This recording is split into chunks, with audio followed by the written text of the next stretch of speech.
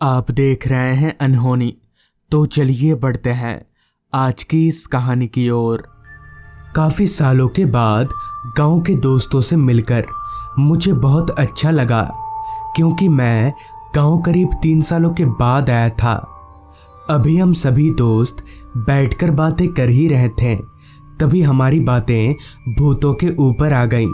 मैं भूत प्रेत पर विश्वास नहीं करता था और मुझे ये सभी बातें बेफिजूल की लगती थी। अभी हम बातें कर ही रहे थे, तभी मेरे एक दोस्त ने कहा, अंकित, तुझे भूतों से डर नहीं लगता है क्या? जिस पर मैंने कहा, डर? वो भी भूतों से? यार, मैं भूतों पर विश्वास ही नहीं करता, तो डरूंगा क्यों? मेरी बात सुनकर वहां पर बैठे एक आदमी ने कहा, ये क्या बोल रहे हो तुम? लगता है तुमने कभी भूत नहीं देखा है। अगर देखने का मन हो तो एक जगह बताता हूँ, वहाँ चले जाओ। मैं भूत देखने के लिए इधर उधर कई जगहों पर गया हूँ, मगर मुझे भूत कहीं नहीं दिखा। इसलिए मैं उस जगह पर भी जाने को तैयार हो गया। इस पर मैंने उस आदमी से कहा, हाँ, मैं जाने के लिए तैयार हूँ, मगर जाना कहाँ है? जिस पर उस आदमी ने बताया, हमारे गांव से 4 किलोमीटर अंदर जंगलों के पास एक शमशान है, जिसके बगल में ही एक घर है। तुम्हें एक रात उस घर में ही रुकना होगा और वापस आते वक्त वहाँ लगे एक बरगद के पेड़ से 5 पत्ते तोड़कर लाना होगा, ताकि हम समझ पाएं कि तुम सच में वहाँ गए थे। उस आदमी की पूरी बात सुनकर मैंने कहा, हाँ, मुझे मंजूर है, मैं आज रात जाऊँगा। अभी हम अपने अपने घर जाने वाले ही थे, तभी मेरे एक दोस्त अमित ने कहा, यार, मैं भी तेरे साथ चलूँगा, मुझे भी भूत देखना है।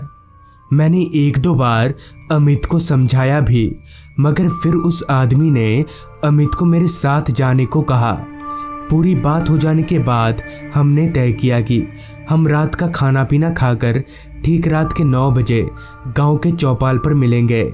फिर वहां से उस शमशान की तरफ चलते बनेंगे। ठीक वैसा ही हुआ। रात का खाना पीना खाने के बाद मैं गांव के चौपाल पर पहुंचा, जहां अमित और वो आदमी मेरा पहले से ही इंतज़ार कर रहे थे। वहां पहुंचकर मैंने हंसते हुए अमित से कहा, अरे, तुझे तो बहुत जल्दी है भूतों को देखने की। इस पर अमित भी हंसने लगा, जिसके बाद हम उस शमशान की तरफ चलते बने।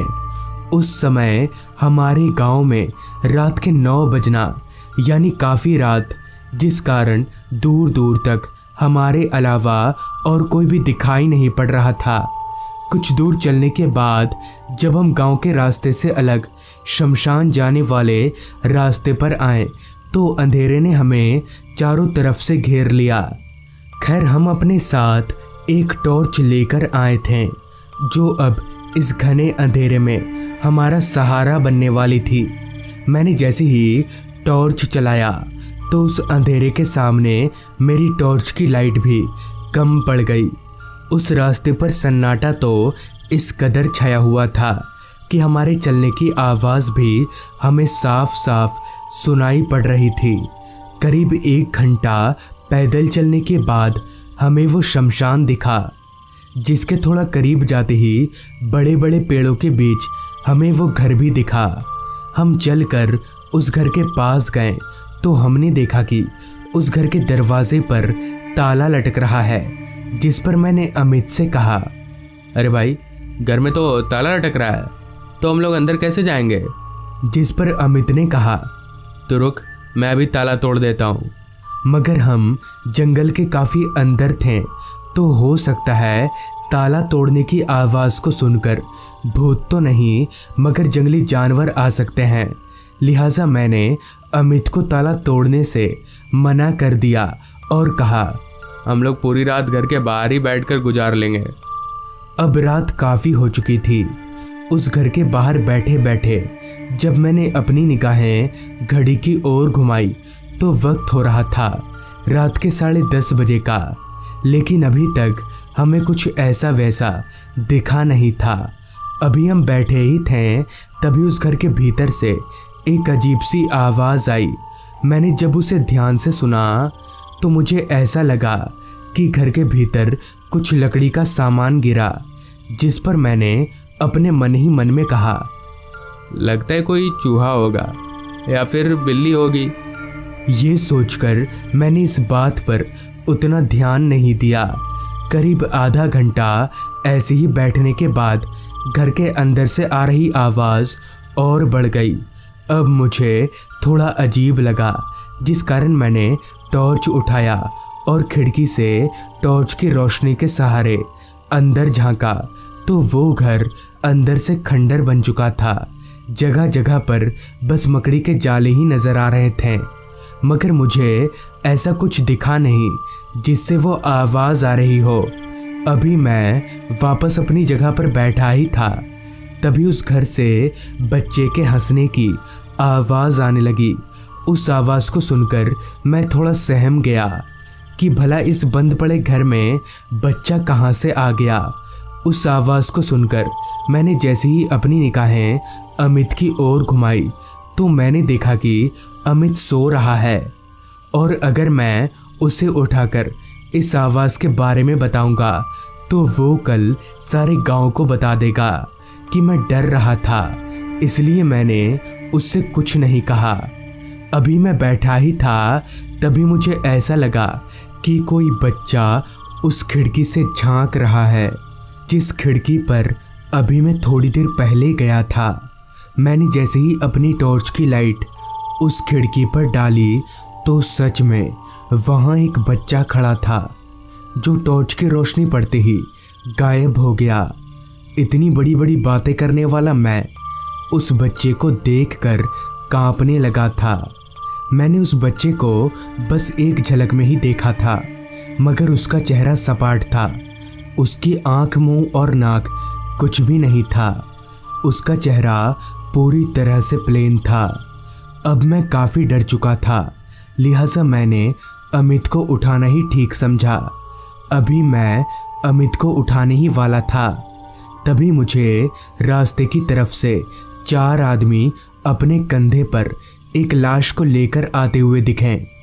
उन सभी आदमियों को देखकर मुझे थोड़ी हिम्मत मिली। देखते ही देखते वो सभी आदमी उस लाश को लेकर शमशान के अंदर चले गए। मैंने भी अमित को उठाया, मगर मैंने उसे उस बच्चे के बारे में कुछ भी नहीं बताया। अमित के उठते ही मैंने उससे कहा, लगता है कोई मर गया है, इसलिए 4 लोग एक डेड बॉडी को लेकर शमशान में आए। चल जाकर देखते हैं। मेरे इतना बोलने के बाद अमित भी मान गया और हम दोनों शमशान के भीतर गए। मैं इसलिए उन लोगों के पास गया था क्योंकि मैं डरा हुआ था और मुझे उन लोगों के पास जाकर थोड़ी हिम्मत मिलेगी। उन लोगों के पास पहुंचते ही अमित ने कहा, कहाँ से आए आप लोग और कौन मर गया है? जिस पर उनमें से एक आदमी ने कहा, हम बगल के गांव से आए हैं और ये मेरे भैया की डेड बॉडी है। मगर एक बात तो अजीब थी, वो चारों लोग इंसान कम पुतले ज़्यादा लग रहे थे, क्योंकि उनके शरीर में कोई हलचल नज़र नहीं आ रही थी। अभी खड़े ही थे, तभी उनमें से दूसरे आदमी ने डेथ बॉडी पर से कफन हटा दिया। तो उस डेथ बॉडी को देखकर हम दोनों के होश उड़ गए और हमारे शरीर का खून सूखने लगा, क्योंकि वो कोई डेथ बॉडी नहीं बल्कि एक कंकाल था। उस कंकाल के ऊपर से जैसे ही कफन हटा तो वो कंकाल उठकर बैठ गया और ज़ोर ज़ोर से हंसने लगा। इसके साथ ही साथ वहाँ खड़े उन सभी लोगों का चेहरा भी बदल गया। उनका चेहरा भी मौत से ज़्यादा डरावना बन गया। अब हमें समझ आ गया था कि ये 5 भूत हैं। अभी हम भागने ही वाले थे, तभी उन सभी भूत ने अमित को पकड़ लिया। मैं अकेले तो अमित को बचा नहीं पाता, इसलिए मैं भागकर गांव पहुंचा और गांव वालों को लेकर जब शमशान पहुंचा तो वहां अमित का कोई अता पता नहीं था। कुछ दिनों के बाद मुझे पता चला कि वहां एक और आत्मा भटकती है, जो उस घर के बाहर बैठकर मेरा नाम पुकारती है, वो आत्मा और किसी की नहीं बल्कि अमित की है। तो दोस्तों, ये थी आज की कहानी। अगर आपके पास भी ऐसी ही कोई कहानियां हैं तो हमारे साथ ज़रूर शेयर करें। तो मैं आर्यन जल्द ही मिलूँगा आपसे ऐसी ही एक कहानी के साथ।